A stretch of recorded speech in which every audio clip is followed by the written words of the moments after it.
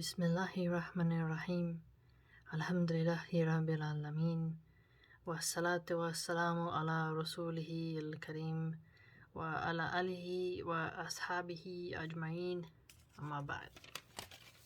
Okay. I've been hearing something that's been disturbing me a little bit, but it has a nugget of truth.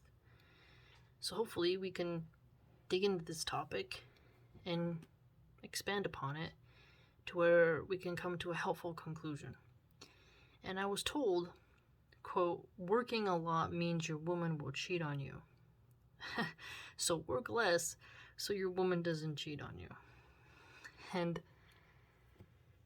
this is interesting because it hints at the fear that men have today of working to provide and their woman not bonding with them and lusting for someone else.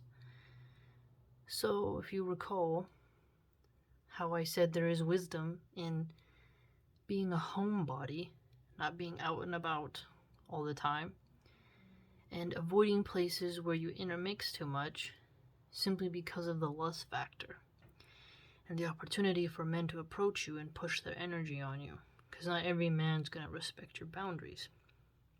And I have mentioned in the past how hobbies help women not feel lonely. And if you have a garden, a chicken coop, you have children, you have good sisters who visit you with their children, and you have a play date, you are reading, pushing yourself to learn, fixing your kid's bike, who knows? You're constantly doing something at home instead of prancing about the neighborhood, going to the mall. All the malls here are closed, so we don't have malls. But the equivalent of that, where you are strutting around while your man is at work, letting your eyes dance upon every bicep, every beard, and your nose sniffing every cologne that goes by. So, if your man is working a lot, I highly suggest that when you leave, if you can't have someone go with you, you let him know where you're going. I do that a lot. I'm going to the store.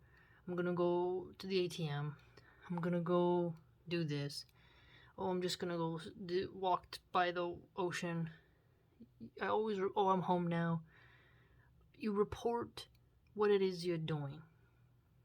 And some men might like, oh, you don't have to text me all that. Okay, maybe once in a while, okay? But you want to make your partner feel as comfortable as possible, because the men at his work can also make him think mean things about you. And you could be a totally good woman, but maybe he has friends at work who are not Muslim, and they've had too many TikTok girlfriends, and they assume he has the same, okay?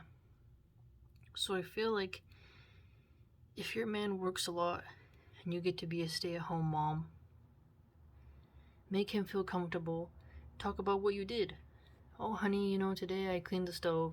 Oh, and I rinsed out the oven and I organized the spice rack. It was a pretty productive day. Make him feel comfortable that you're too busy to let your eyes and mind wander about lusting for others. And him knowing subconsciously that you're at home, you're not squeezing your body into the tightest jeans to kind of get the attention of other men, right? You're not jumping into the Uber to go visit other guys. This can help him to feel secure and less anxiety-ridden at work, where the men might clown on him and put ideas in his head that are unjustified. Men have their own ways of picking on each other, and sometimes they cross the line of putting ideas in men's head about their spouses. So, further, if you find yourself getting lonely because he is working a lot, maximize the time you have together.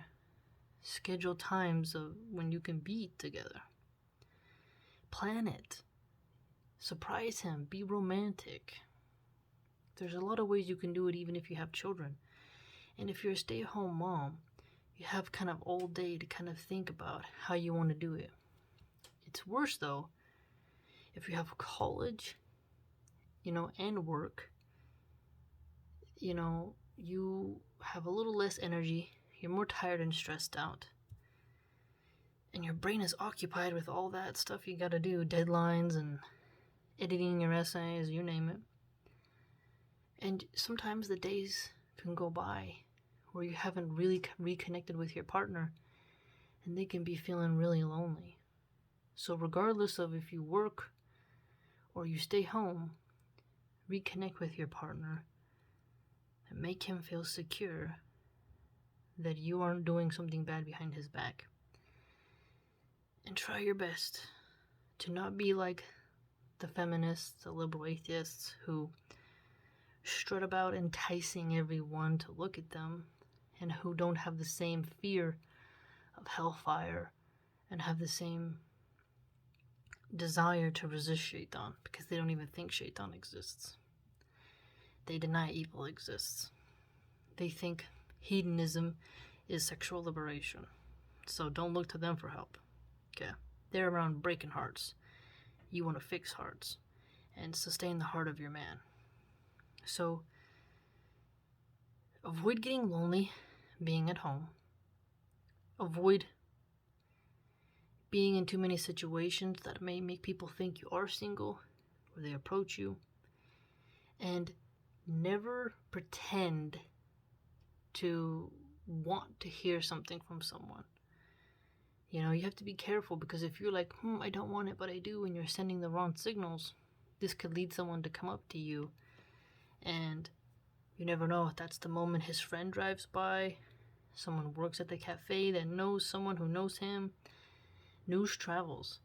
You don't want to give anyone evidence against you, because you might really love him, but you let time go by, and someone can spin a blanket out of a thread.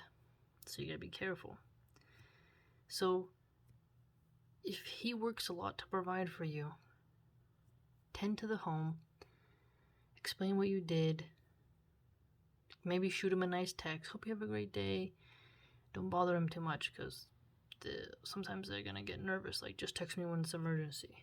But you can be a little bit romantic in that way and make him feel comfortable and safe with you. See, feminists love to make their men feel afraid. They say, oh, you ain't blank, you ain't this, you ain't nothing, I got all this, like they got mad attitude, or they clap, or they throw things. The verbal abuse that they put on these poor men to try to out-dominate them, it makes the men feel very unsafe. And then those women get cheated on and dumped, anyways. But make him feel safe. And alhamdulillah, even if you did all that and he ends up cheating, Allah still knows that you did something with good intention. And if you're put in a polygamous marriage, let him know you're safe for the other wife. Don't try to cause problems between them. Don't try to cause problems in the polygamous household. Whether you live in separate areas or under one roof or one estate, one farm. There's lots of different ways that it's done. But each woman should make him feel as safe as possible, that they will not let anyone else between their legs, and that their womb will only conceive his seed and no one else's. And great honor comes from doing such a noble act. The safer you make your man feel that you won't cheat, the better his mood will be, and the deeper your bond will be with him. It's a kindness, it's a romantic thing to do. Make him feel as safe as possible. Verbally, physically, you name it. There's so many creative ways, depending on the personality of your partner, where you can facilitate that. So think about it, how you can make him feel beyond a doubt that you're down to ride, that you're not just going to jump ship, and that you're not a player, you're not a gold digger, you're not a hoochie mama, you're not a hood rat, You're not any of those nasty girls.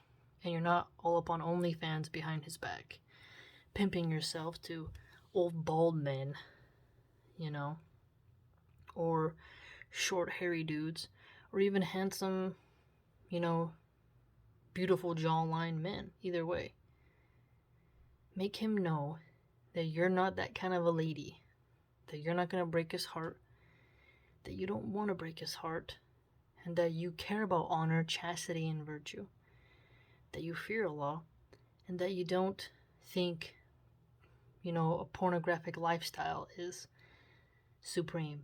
Because some men, they have a beautiful woman and they worry.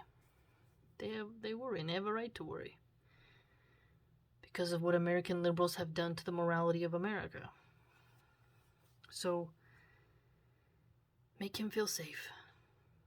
To where if his friends say something, he can know, nah, my girl ain't like that.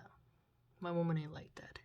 And the men, when he says that, if he says it with conviction, will be highly inspired. For real? You know, like, you never know. They'd be like, dang, does she have a friend? You know, be an example.